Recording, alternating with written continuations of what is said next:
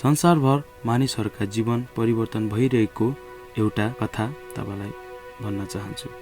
यो कुनै मानिसले बनाएको कथा होइन, बरु यो बाइबलबाट लिएको कथा हो, जो सर्वोच्च परमेश्वरको वचन हो। त्यसकारण यो सत्य र विश्वसनीय छ। परमेश्वर एउटै मात्र हुनुहुन्छ र उहाँ सर्वोच्च परमेश्वर हुनुहुन्छ। सर्वोच्च परमेश्वर कुनै पनि मानिस, आत्मा, धार्मिक गुरु, सरकार र मानिसहरूले पुज्ने देवता भन्दा महान हुनुहुन्छ। कुनै कुरा हुनु अघि नै उहाँ सुरुदेखि नै अस्तित्वमा हुनुहुन्थ्यो। जब परमेश्वरले सृष्टि गर्न लाग्नुभयो, तब उहाँले वचन मात्र बोल्नुभयो, तब सबै कुरा हुन आए। उहाँले स्वर्गमा र पृथ्वीमा सबै थोक बनाउनुभयो।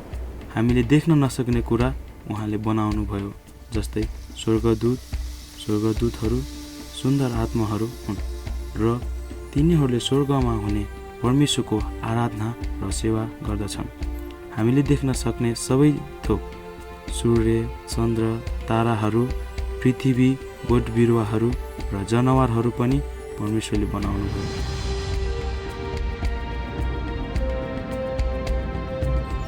अन्तमा परमेश्वरले आफ्नै स्वरूपमा एउटा मानिस र स्त्री बनाउनुभयो। जब परमेश्वरले सबै थोक बनाइसक्नुभयो, तब भन्नुभयो, यो साँच्चै नै राम्रो छ। परमेश्वरले ती मानिस र स्त्रीलाई बस्नको लागि सुन्दर बगैँचा दिनुभयो। हरेक दिन तिनीहरू सँगै हिँड्थे र तिनीहरूको सम्बन्ध परमेश्वर र एक अर्काप्रति साह्रै राम्रो थियो। परमेश्वरले तिनीहरूलाई बगैँचाको रेखदेख गर्न र सबै थोकको आनन्द लिनु भन्नुभयो। परमेश्वरले तिनीहरूलाई विशेष आज्ञा दिनुभयो। उहाँले भन्नुभयो, बगैँचामा भएको जुनसुकै रुखको फल खायो हुन्छ, तर बगैँचाको बीचमा भएको एउटै मात्र रुखको फल भने नखानु। यसको फल खायो भने तिमीहरू मर्नेछौ।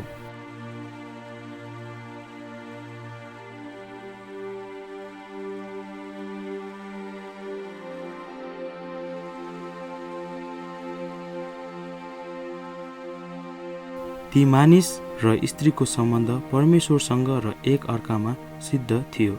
हाम्रो सम्बन्ध परमेश्वरसँग र एक अर्कामा यस्तै होस् भनेर परमेश्वरले हामीलाई सृष्टि गर्नुभयो।